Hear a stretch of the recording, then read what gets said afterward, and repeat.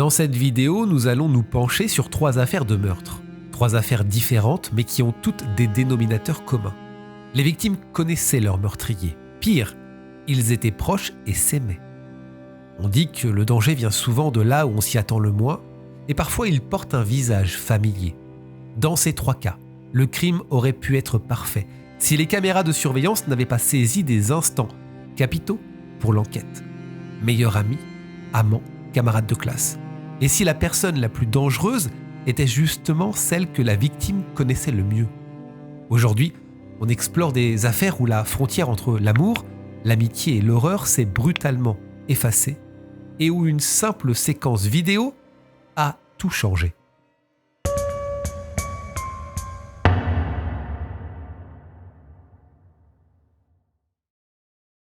Quand le 9 mai 2021, dans une banlieue tranquille de Floride, une adolescente, Tristine Bailey, disparaît au cœur de la nuit, c'est toute une ville, tout un pays qui espère que la jeune fille soit retrouvée très vite.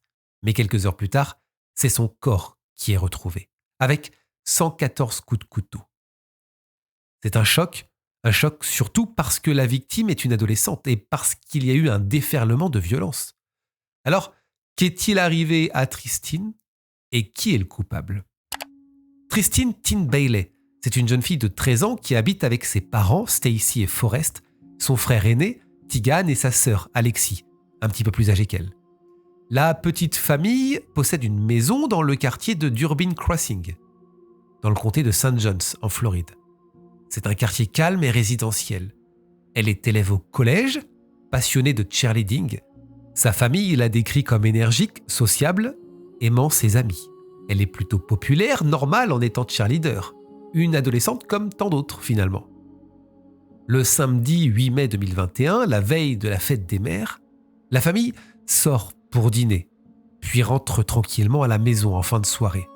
Tristine a passé beaucoup de temps sur son téléphone portable pendant le repas, chose très fréquente quand on est ado. Rentrée à la maison vers 23h, Tristine va directement dans sa chambre mais continue à être collée à son téléphone. Demain, c'est dimanche. Elle peut faire la grasse matinée, donc les parents laissent faire et vont eux-mêmes se coucher. Mais le lendemain matin, le dimanche 9 mai, vers 10h, le jour donc de la fête des mères, Forrest a prévu un petit déjeuner en famille. Stacy, la maman, va donc réveiller les enfants et toc à la porte de Tristine. Aucune réponse. Elle rentre et s'aperçoit qu'il n'y a personne dans le lit. On cherche Tristine dans la maison, mais personne ne l'a vue. Sa sœur va faire une révélation. Elle avoue qu'elle a vu vers minuit Tristine sortir de la maison. Elle a entendu du bruit, le bruit de la porte de la chambre et celui de la porte d'entrée. Et en jetant un coup d'œil par la fenêtre, elle a aperçu effectivement la silhouette de sa sœur, de Tristine. Elle a pensé qu'elle allait voir une amie et n'a pas voulu balancer sa sœur. Et puis finalement le quartier est sûr, donc Alexis pense qu'il ne peut rien arriver à Tristine à ce moment-là. Les parents sont sidérés. Comment Alexis a-t-elle pu laisser sa sœur de 13 ans sortir seule et ne pas avertir ? La panique monte. Les messages ne passent pas. Les appels restent sans réponse. Tout de suite, la famille donc signale sa disparition à la police. Les premières heures sont décisives lors d'une disparition. Les enquêteurs le savent et donc s'activent. Mais il y a peu de pistes. Où est allée Tristine ? Qui a-t-elle rejoint ? Est-ce une fugue ? Très vite, les voisins, les amis, tout le monde se mobilise pour la chercher. Un camarade de classe, nommé Dofis Abcher, va alerter les enquêteurs. Il explique qu'il était avec Tristine et un autre copain de classe, Hayden Fucci, hier soir, effectivement. En fait, Hayden lui a demandé le numéro de Tristine et il l'a appelé pour la convaincre de sortir et donc de les rejoindre. Il raconte qu'ils sont arrivés chez lui après minuit et sont partis vers 1h15. Les caméras de surveillance du quartier sont analysées. Et dans les quartiers chics de Floride, tout le monde possède une caméra de surveillance. Sur l'une d'elles, il y a une image glaçante. Tristine marche tranquillement à minuit 15 du matin aux côtés d'un garçon. Il s'agit bien d'Hayden Fucci. Lui, il est âgé de 14 ans.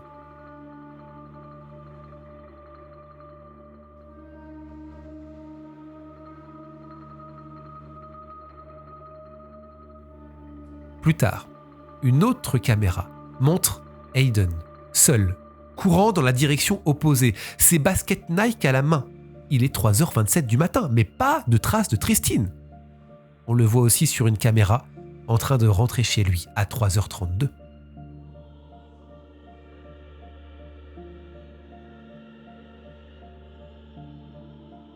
Mais finalement, qui est ce Hayden ? C'est un jeune garçon donc de 14 ans qui a été dans le même collège que Tristine avant de déménager.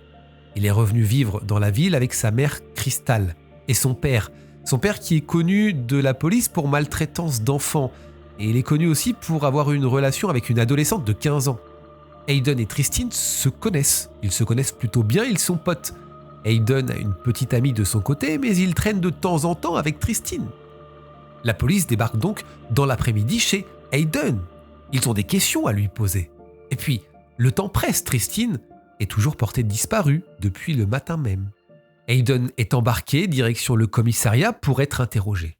Alors qu'il est sur le siège arrière de la voiture de patrouille, avec l'autre copain d'Office Apcher, qui, souvenez-vous, a passé la soirée avec eux, avec Hayden et Tristine, Hayden se filme et publie sur Snapchat.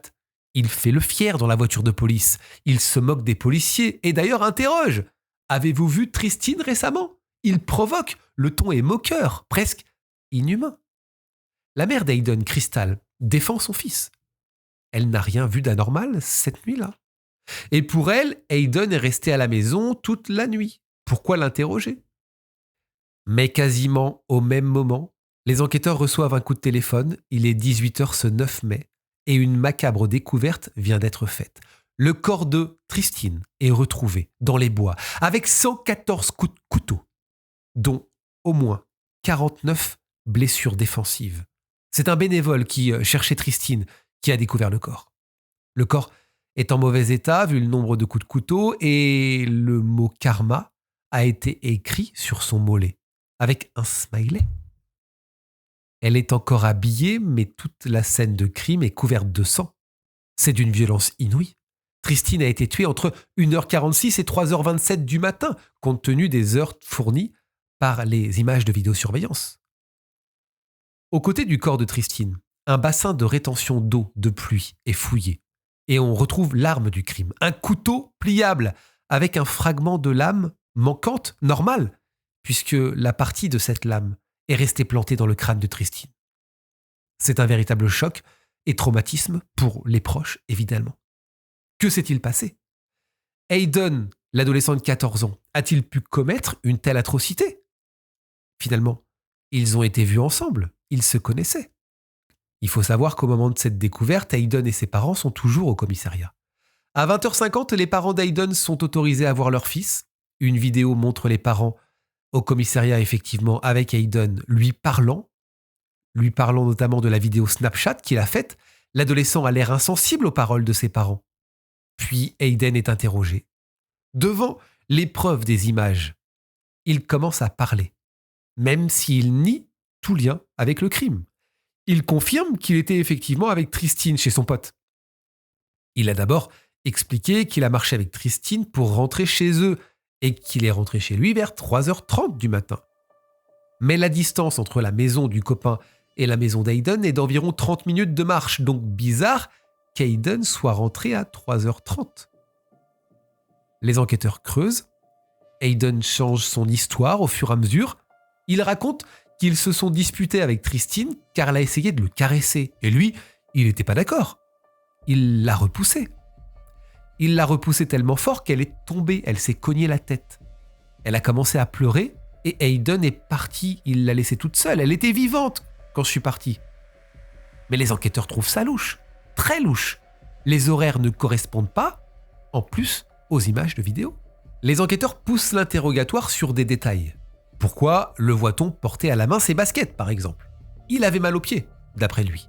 Comment était-il habillé ce soir-là ? Un jean, comme on peut le penser, en regardant les images de vidéosurveillance. Au moment de cette question, il y a une scène irréaliste qui survient. La mère d'Hayden, qui suit l'interrogatoire derrière la vitre, cogne à cette vitre et crie que son fils ne portait pas de jean mais un pantalon kaki. Pourquoi ce détail semble important ? La police s'interroge. Hayden est placé en garde à vue Et le lendemain, le 10 mai, la police a un mandat de perquisition pour fouiller la maison d'Ayden. Les enquêteurs trouvent dans sa chambre des dessins morbides, des images sataniques. Les baskets Nike sont là, nettoyées mais avec quelques traces de sang. La police trouve un fourreau de couteau qui correspond au couteau trouvé près du corps de Tristine. De même, on trouve des vêtements tachés de sang, et dans la corbeille à linge, un jean encore humide qui a donc été nettoyé. Bizarre, Ayden semblait porter un jean malgré les oppositions de sa mère à ce sujet. On trouve des traces de sang dans le lavabo de la salle de bain également. Mais une autre vidéosurveillance va apporter des éléments importants pour l'enquête. La maison des parents d'Ayden est truffée de caméras, dont des caméras à l'intérieur. Et, malheureusement pour elle, la mère d'Ayden, Crystal, est filmée par l'une de ces caméras, qui montre une partie de la salle de bain. Et cette vidéo montre Crystal, regardez, le dimanche 9 mai à 13h, en train de laver le jean plein de sang de son fils, quelques heures après le meurtre. Pour les enquêteurs, c'est clair. Ayden a tué Christine dans les bois, il est rentré chaussures à la main car elles étaient pleines de sang et aurait donc laissé des empreintes de pas dans la rue. Et Crystal, en apprenant la disparition de Tristine, a dû se douter de l'implication de son fils, elle a voulu faire disparaître les preuves. Elle devait savoir qu'il avait vu Tristine et connaissait les penchants morbides d'Ayden, c'est pas possible autrement. Cette mère tentait de couvrir son fils. Et à l'annonce de la découverte du corps, elle a, là encore, choisi de protéger son fils. Ayden est accusé de meurtre. Il reste froid, comme s'il ne comprenait pas. Les preuves s'accumulent. Les caméras qui montrent Ayden et Tristine quelques heures avant sa mort, Ayden qui rentre seul sans Tristine en pleine nuit, le jean lavé, les enquêteurs se penchent sur la personnalité d'Ayden. La petite amie d'Ayden déclare aux enquêteurs qu'il avait déjà dit qu'il voulait tuer quelqu'un, qu'il avait des fantasmes violents. Mais jusqu'au 8 mai 2021, il n'y avait pas de raison apparente de penser qu'un drame allait se produire. Ayden, c'est un ado discret, mais avec des zones d'ombre. D'autres camarades rapportent aussi qu'il faisait des blagues sur le meurtre, qu'il disait vouloir tuer quelqu'un, qu'il parlait de sentir ce que ça fait. Mais personne n'a pris cet avertissement au sérieux. Finalement, c'était juste un adolescent de 14 ans. Son procès a lieu le 6 février 2023. Ayden a 16 ans, il plaide coupable, mais n'explique pas son geste. Et le motif n'est pas très clair. A priori, pas de dispute entre les deux ados, pas de vengeance. Rien. Un meurtre gratuit donc. Certains experts parlent d'un meurtre pour l'adrénaline, d'autres évoquent une pathologie profonde, non diagnostiquée. Ayden s'excusera un petit peu plus tard dans une lettre. Il est condamné à la prison à perpétuité comme un adulte, avec possibilité de révision après 25 ans. Pas de peine de mort, car il était mineur au moment des faits. Aujourd'hui, Ayden Fucci purge sa peine dans une prison de haute sécurité. En août 2025, il a été transféré à la prison de Cross City. De son côté, Crystal, la mère d'Ayden, a été arrêtée et inculpée de falsification de preuves. C'était le 5 juin 2021. Elle a été libérée sous caution au tout départ, avec une caution de 25 000 $. Et puis, le 12 mai 2023, il y a eu une audience. Et dans cette audience, elle a été condamnée à 30 jours de prison et 5 ans de probation. Il n'y a aucune autre procédure qui n'a été engagée contre elle après ça. Tristine Bailey avait 13 ans. Ayden Fucci en avait 14. Un meurtre entre enfants, un crime dont personne ne ressort indemne. Cette affaire met en lumière la banalisation de la violence, mais aussi la noirceur qui peut se cacher derrière un sourire d'adolescent.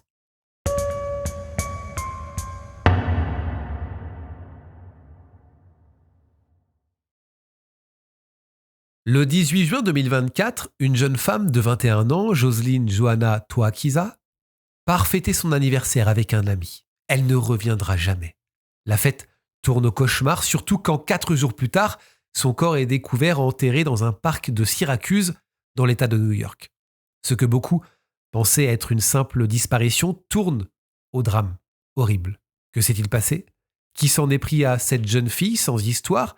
Et là encore, vous allez le voir, Les vidéos de surveillance vont résoudre cette affaire. Jocelyn Johanna Toakiza est originaire d'Équateur.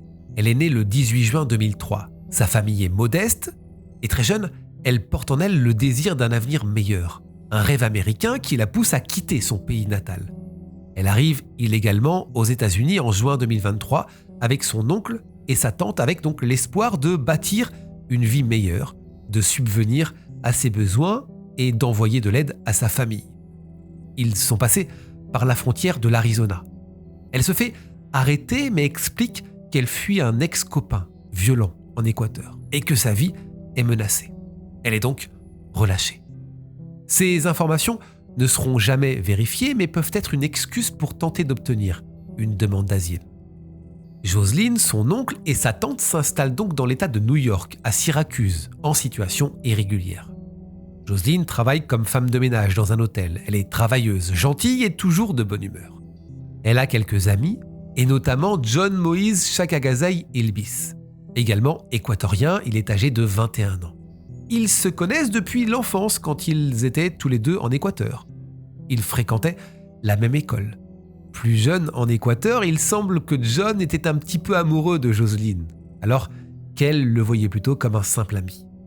Ils se sont quelque peu perdus de vue, mais coup du destin, ils sont tous les deux rentrés illégalement aux États-Unis à quelques mois d'intervalle.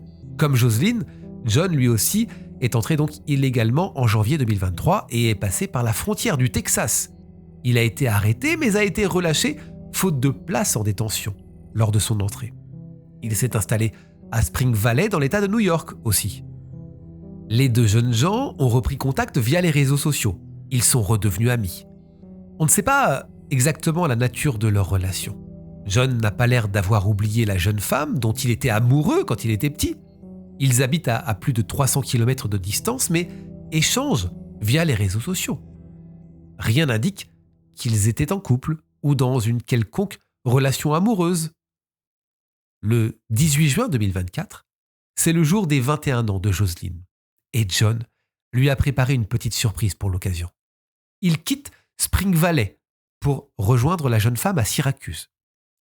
Il loue un Airbnb dans le centre de Syracuse et invite Jocelyn à venir célébrer ce jour spécial avec lui dans ce lieu discret, privé. Il a acheté un gâteau, des mini bouteilles de vin avec écrit dessus « Je t'aime » et en cadeau des baskets. Il semblerait qu'il ait décidé de lui déclarer sa flamme. Jocelyn, de son côté, est contente de fêter son anniversaire avec son ami d'enfance. Il vient donc la chercher à son travail pour l'amener au Airbnb. Puis, plus personne n'aura de nouvelles de la jeune femme. Son oncle ainsi que sa tante sont inquiets. Ce n'est pas dans son habitude de rentrer tard et surtout, sans prévenir toute la nuit, il tente de l'appeler. L'angoisse monte. Où est-elle ? Pourquoi n'est-elle pas rentrée de son rendez-vous d'anniversaire avec John ? En fait, ils ne savent pas réellement où elle se trouve. Le lendemain, le 19 juin, la disparition de Jocelyn est signalée. On enquête sur cette disparition, mais il n'y a pas de piste. Dans la journée, une femme contacte les autorités. Elle loue une maison en Airbnb et a trouvé du sang et des traces de lutte dans celle-ci. Les Airbnb, c'est ce qu'elle raconte, étaient loués la veille.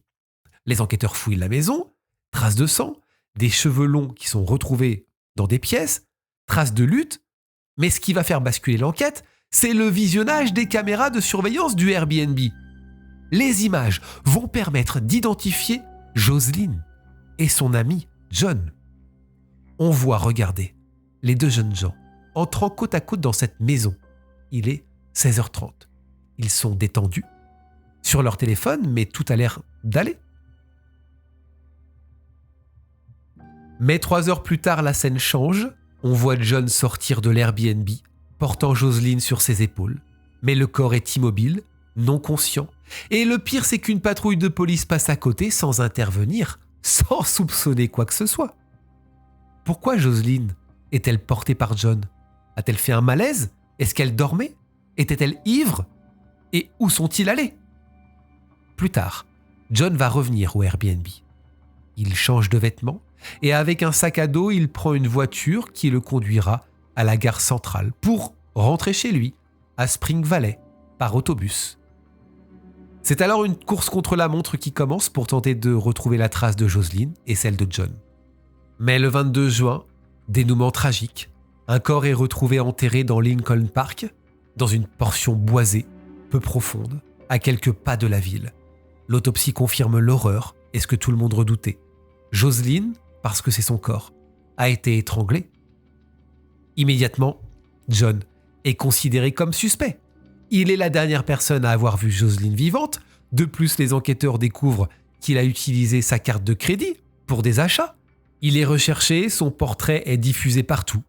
Le 25 juin, il se rend volontairement aux autorités dans le comté de Spring Valley, affirmant qu'il ne se souvient de rien, qu'il était ivre, qu'il n'était pas conscient de ses actes. Il est ensuite ramené à Syracuse pour être placé en détention. Lors de son audience, John plaide coupable. Devant la cour, il présente des excuses, mais il n'explique pas son geste. Il y a beaucoup de questions qui vont rester sans réponse. Pourquoi ce jour précis? Et pourquoi un Airbnb discret? Est-ce que c'était prémédité? Pourquoi la patrouille n'a-t-elle pas réagi en voyant cet homme porter un corps? Pourquoi utiliser après coup la carte de la victime pour des achats dérisoires? Est-ce que c'était une provocation, un acte impulsif ou un plan sinistre? Et le motif, celui qui donnerait sens au crime, ne sera jamais connu. On peut imaginer que Jocelyn n'a pas été réceptive au message d'amour de John. Que lui a-t-elle dit? Est-ce qu'il a été vexé, peiné? A-t-il agi dans un moment de colère? Ou avait-il déjà prévu de la tuer s'il ne pouvait pas la voir? John n'expliquera rien, absolument rien. Le 10 mars 2025, le verdict tombe, 23 années de prison. La famille de Jocelyn, de son côté, doit faire son deuil sans avoir de réponse à son pourquoi.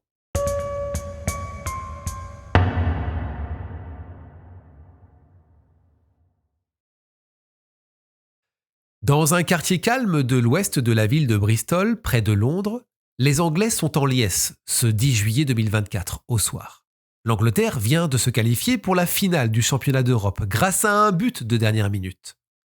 Devant un centre commercial qui projetait le match, la foule sort et c'est là que certains témoins voient un homme de grande taille, en vêtements noirs et avec un chapeau couvrant son visage, se débattre, entraînant 2 grosses valises. Des valises semblant extrêmement lourdes. 2 hommes viennent l'aider et un passant va d'ailleurs leur dire « ça a l'air vraiment lourd. Qu'est-ce que vous avez là-dedans? Un corps ?» Rire et silence. L'homme aux valises prend un taxi pour parcourir 320 mètres jusqu'au pont Clifton. C'est une drôle de requête, le taxi s'interroge, mais devant l'insistance de l'homme, il accepte. Une fois descendu, l'homme se rend compte qu'il ne peut pas porter les 2 valises, il en laisse donc une et avance, comme on le voit sur ces images, avec une seule valise sur le pont. Là, il regarde en bas, mais il est approché par un cycliste qui passe par là et par le personnel qui travaille sur le pont. Ils sont intrigués par cet homme louche, surtout qu'un liquide rouge s'échappe de la valise. On lui demande alors d'ouvrir la valise, il refuse et s'enfuit, abandonnant la valise sur le pont. C'est étrange. Le cycliste tente de le suivre, mais il réussit à s'échapper. Le cycliste arrive cependant à prendre une photo de l'homme en question. Le cycliste revient sur le pont. Avec d'autres passants, il s'approche de la valise abandonnée. L'odeur est insoutenable. Ils appellent la police. Il est 23h57 ce 10 juillet. Quand les agents ouvrent la première valise, ils reculent, net.